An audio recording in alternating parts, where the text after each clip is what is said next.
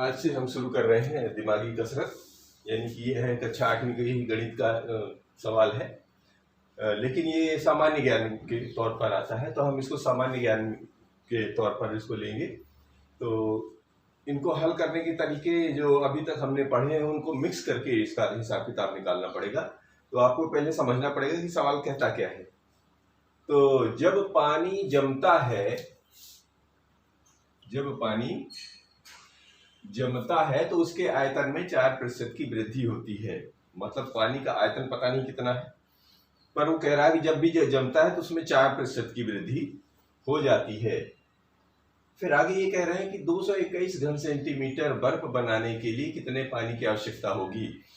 तो यहाँ पर 2-3 चीजें हम अगर समझ लें तो इस तरह के सामान्य ज्ञान के सवाल या कंपटीशन में आने वाले सवाल हम लोग आसानी से हल कर सकते हैं। पहली बात तो क्या कह रहे हैं, ये चीज आयतन क्या होता है ये आपके दिमाग में स्पष्ट होना चाहिए। आयतन वो होता है कि किसी वस्तु की लंबाई, चौड़ाई या ऊंचाई के भीतर में जो आयतन, मतलब जो क्षेत्र घिरता है उसको आयतन कहते हैं। यानी लंबाई, चौड़ाई और ऊंचाई से घिरे हुए भाग को आयतन कहते हैं। अब वो कह रहे हैं कि जब पानी जमता है तो जाहिर पानी तरल है और किसी अंदर बर्तन में ही रखा जाएगा। तो जब ये जमता है तो 4% की वृद्धि हो जाती है। तो सबसे पहले हमको ये मान लेना है कि सबसे पहले आयतन को ही मान लेते हैं कि कितना है। तो इसका हल कैसे करेंगे, माना किसी पानी के बारे में बात कर रहे हैं तो पानी का आयतन एक चीज और ध्यान रखिएगा कि जो आयतन है इसके जो पैमाने होते हैं, पैमाना हमेशा इसमें 3 होते हैं, लंबाई, चौड़ाई, ऊंचाई। तो इसके जो सेंटीमीटर में दिया है तो हमें भी यही सेंटीमीटर में ही मानना पड़ेगा। तो x सेंटीमीटर का घन ऐसे लिख देंगे। माना है पानी का आयतन x घन सेंटीमीटर है, ये मान लेते हैं।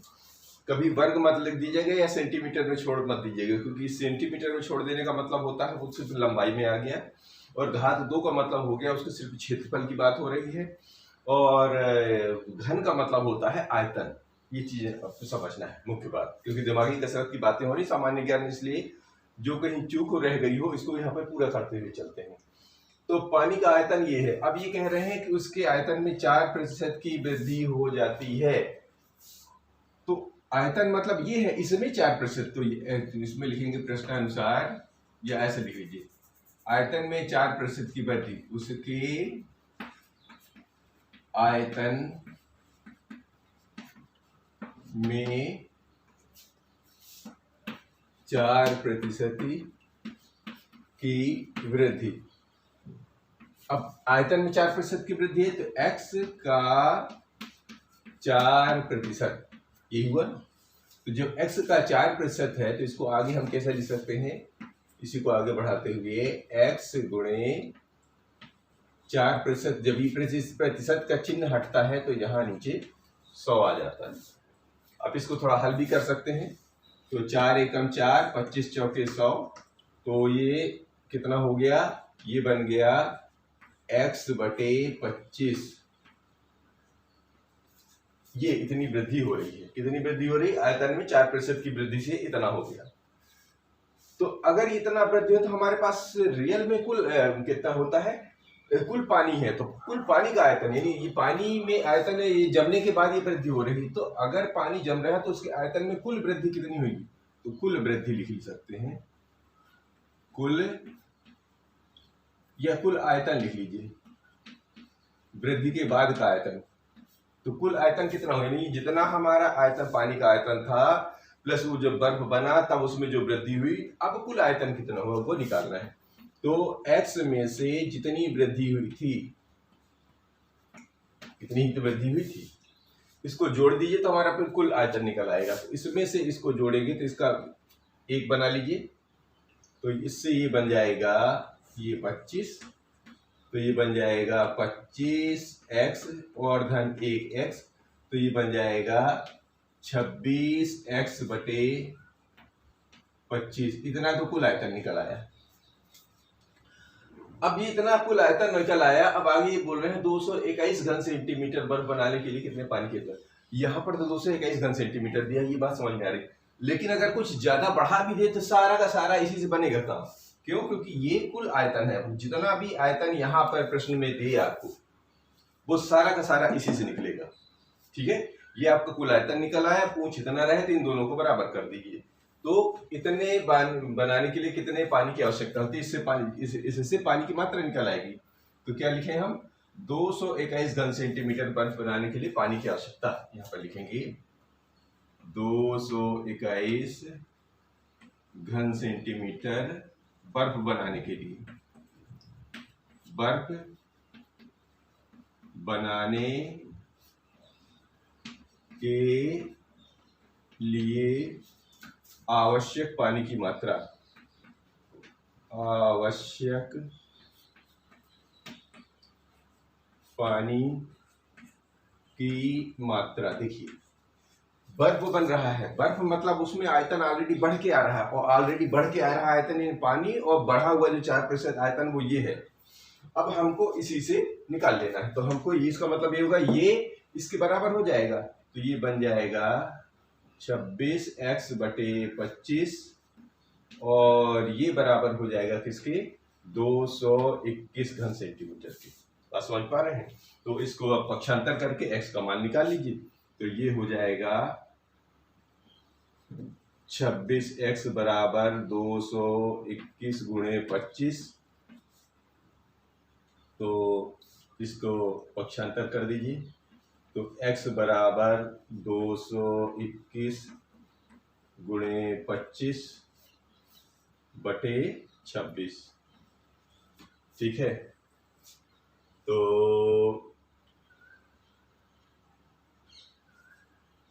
13 दूनी 26 और 13 एकम 13, 7 दूनी 13 7 इनके, हाँ 13 दूनी 26 और 13 एकम 13 और 13 सते 91। कितना आ गया? 17 गुणे 25 कितना आ गया? 13 दूनी 26 और कितना हो गया? 13 एकम 13, 7 2 9 13 सते 91। हाँ 17 गुणे 25 बटे 2, इसका गुणा करके दो आधे का भाग दे दीजिए, आपका आयतन निकल आएगा। तो आप समझ पा रहे हैं? इसका ऐसे करके भाग भी दे दीजिए, इसका इसमें गुणा करके इसको भाग दे देंगे तो इतना घन सेंटीमीटर निकल आएगा ये आपका। इसको दोनों को गुणा कर लीजिए, 2 का भाग दे देंगे तो आ जाएगा 212.5 घन सेंटीमीटर। ये इतने पानी की आवश्यकता होगी जब ये हमारा 221 बन रहा है 10 घन सेंटीमीटर, तो पानी मिले, बर्फ बन रहा है तो पानी लगेगा 212.5 घन सेंटीमीटर। बात समझ पा रहे हैं? अब ये दूसरा प्रश्न ले रहे हैं इसमें कि यदि चाय का मूल्य 20% बढ़ जाए तो इसके खपत में कितने प्रतिशत की कमी की जाए कि उस पर होने वाले व्यय में कोई वृद्धि ना हो। देखिए इसको थोड़ा सा घरेलू तौर पर समझे। देखिए जैसे हमारे घर में मान लीजिए कहीं भी मतलब किसी जगह मान लीजिए कि पहले शुरुआत में चाय की 100 kg चाय लग रही, क्योंकि ऐसे सवालों को हल करने के लिए हमें 100 से ही निकालना पड़ता है क्योंकि प्रतिशत का सवाल है। तो मान लेते हैं पहले 100 की हो रही है खपत 100 kg की। अब जब खपत 100 रुपए की हो रही है, अचानक वृद्धि हो गई तो शुरुआत में तो पहले पता चलता नहीं, तो हमारे वृद्धि भी कितनी हो जाएगी? 100 से उतनी ही 20% बढ़ जाएगी। तो अब देख लीजिए कि जब ये 20% बढ़ जाएगी तो करीब करीब कितना हो जाएगा? 120 किलो हो जाएगी। जब पता चलता है यार ज्यादा पैसा लग रहे हैं तो फिर क्या कह रहे हैं कि 20% की कमी कर लो। यदि हम उस 20% की कमी कर लें तो ये बता रहे हैं कि कितने प्रतिशत की कमी हो जाए, तो वो प्रतिशत ज्ञात करना है। इतनी बात समझ पा रहे हो तो आगे चलते हैं।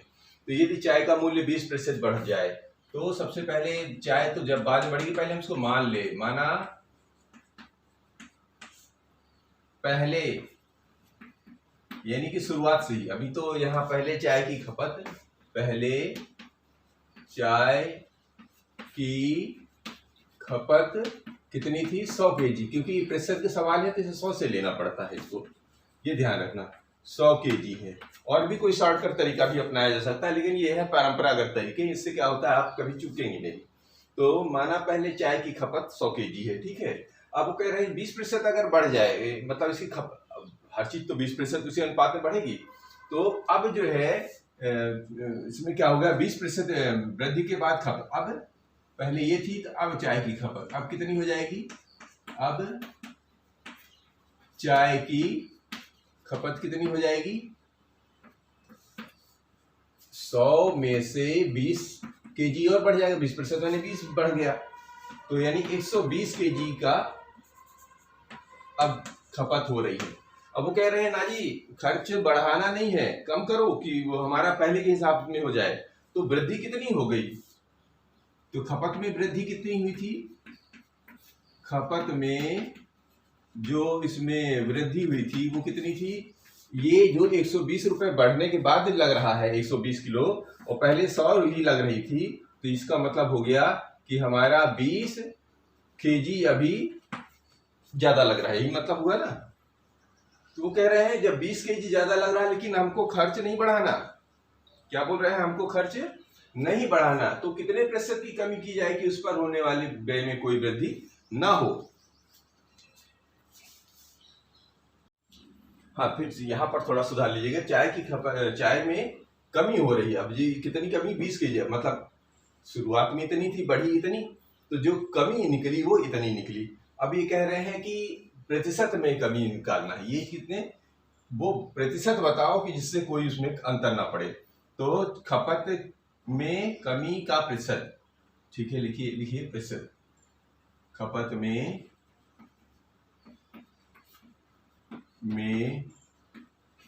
कमी प्रतिशत में, ठीक है, प्रतिशत में, तो प्रतिशत में निकालने के तहत कुल आया 20 ना, तो ये हो जाता है जो हमारा निकलता है और जो हमारा ये 100 में निकालना है, और कुल कितना था, कुल था हमारा, अब हमारा जो आधार है वो कितना है 120, हम इससे निकालेंगे, ये ध्यान रखना। यानी कि खपत में कमी अब प्रतिशत में निकालने हैं, तो प्रतिशत में है कुल 20, और ये 20 कितने से बड़ा अंतर पता चला था, क्योंकि वृद्धि के बाद ना हमारे को कमी करना था, तो जितनी भी हमारे पास ये रहता है वृद्धि वाला आइटम, यानी कि चाय की टोटल खपत में से, और बचता कितना है, अब 100 पे लाना है, तो इसका हिसाब करके ऐसे निकाल लीजिए। तो अब आगे काम करना है, 1 शून्य से 1 शून्य, सो 2 छक्के 12 और 2 पंचे 10 और 2 तिहाई 6 और 2 दहम 20, यानी कि 10 गुणे 5 बटे 3, तो 10 बना 50 बटे 3, भाग दे दीजिए। तो 3 एकम 3, हाँ भाग देना है अभी, तो 3 एकम 3, ये बचेगा 20, 3 छंग 18 और 2 20, तो आप ऐसे 2 बटे 3 कर लीजिए, 2 सही 2 बटे 3, जितना बच जाता है उसको प्रतिशत में ऐसे लिख दिया जाता है, या तो दशमलव में कर दीजिए ऐसे, यानी इसको हमने इस तरह लिखा हुआ है 3 एकम 3, ये अच्छा बचा 2 और 3 छंग 18 बचा 2, तो इसको लिखने का तरीका होता है, ये जो होता है सॉरी, जिसमें भाग दिया जाता है उसको ऊपर लिए, जो शेष होता है नीचे, और जिससे भाग दिया जाता है इसको इस रूप में लिख दिया जाता है, यही वहां पर लिखा हुआ है, समझ में आ रहा है। चाहे तो आप दशमलव में भी कन्वर्ट कर लेते हैं, लेकिन वो दशमलव में वो बार के रूप में आएगा, तो ये नहीं करना, आपको ऐसे लिख देना, ठीक है।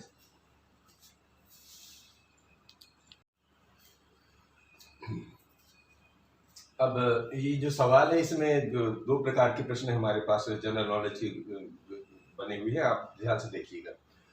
प्रश्न ये कह रहा है समारोही पुरस्कार को जो होते हैं सेरेमनी अवार्ड, ये एक तो 1958 में प्रारंभ हुए थे, ये हमारा एक तो पहली जनरल नॉलेज हो गया कि सेरेमनी अवार्ड जो शुरू हुआ था वो 1958 में शुरू हुआ था, ये सचमुच में 1958 में ही शुरू हुआ था, ठीक है।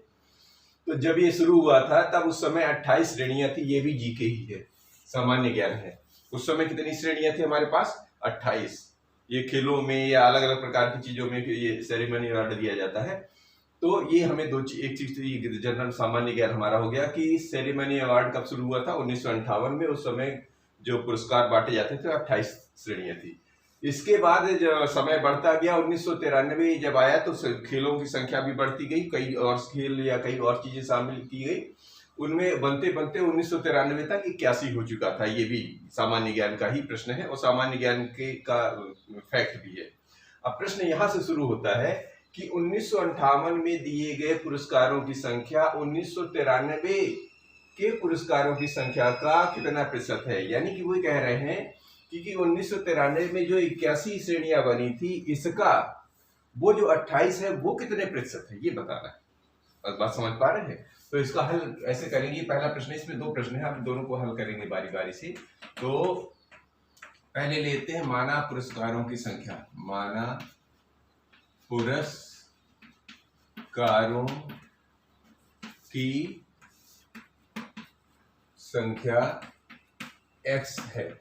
अब क्या करना है? प्रश्नानुसार। प्रश्नानुसार यानी ये जो कह रहे हैं, प्रश्नानुसार क्या कह रहे हैं?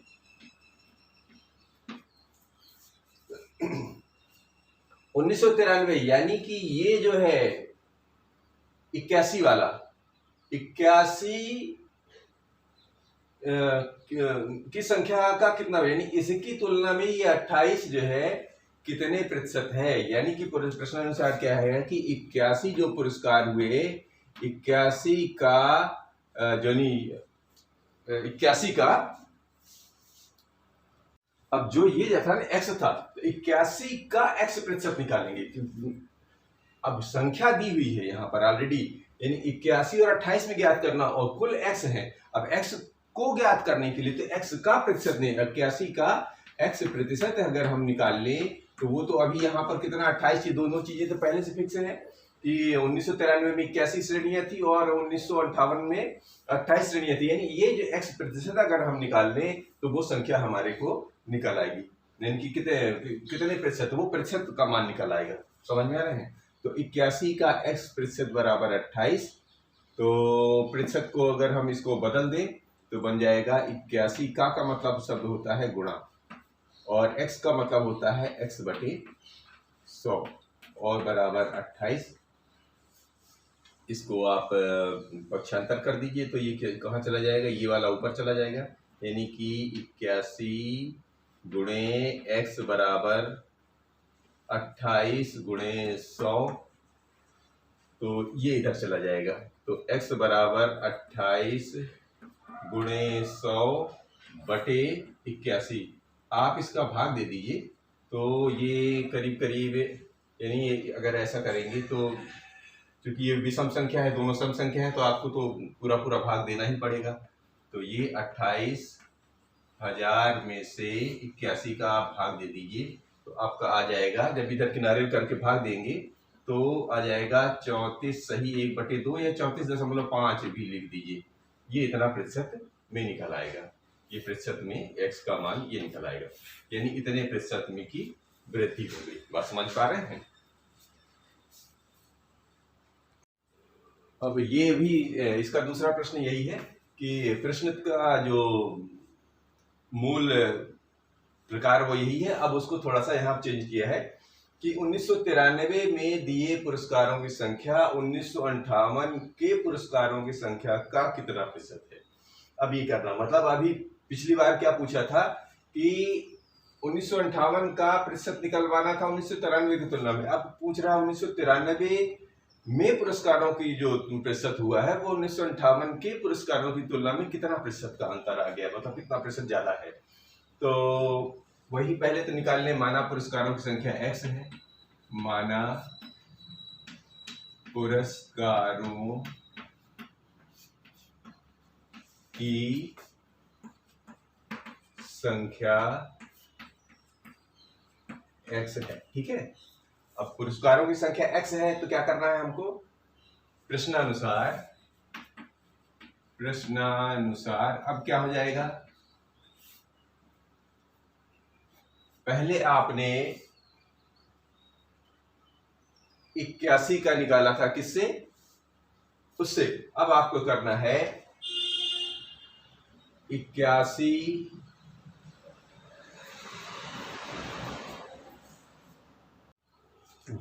अब जो ये जो 81 जो है किसका, 28 का x प्रतिशत है। प्रश्नानुसार 81 किसका है? 28 का x प्रतिशत है। ये इसकी कहानी, ये जो कहानी है इसका मतलब ये हुआ, यानी कि 28 का x प्रतिशत हम अगर 81 बना दें तो हमारा हिसाब किताब हो जाएगा। तो 28 का x प्रतिशत क्या है, इस तरह लिख लीजिए, 28 का x प्रतिशत 81 है। आगे पीछे लिख लीजिए, कोई दिक्कत नहीं है, क्योंकि दोनों बराबर ही रखना है। तो हो जाएगा 28 का मतलब होता है गुणा, x प्रतिशत मतलब होता है x बटे 100 बराबर है 81।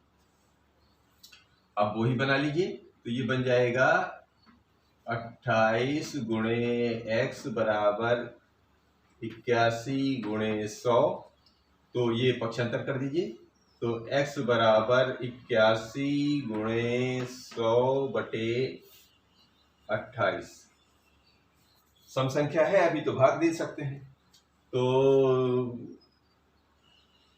4 काटेंगे, 4 सत्ते 28 और 4 से काटेंगे तो 25 और 7 एकम, अब ये नहीं कटेगा तो ये भाग दे दीजिए इसमें। 4 सत्ते 28 और 4 से 25 चौके 100, तो ये आ गया 81 गुणे 25 बटे 7। इसका भाग दे दीजिए, इन दोनों को गुणा करके भाग दे दीजिए, तो आ जाएगा 289%। अब किनारे इनका गुणा करके भाग दीजिए, इतना प्रतिशत आ जाएगा। ये इसमें कुल वृद्धि हुई।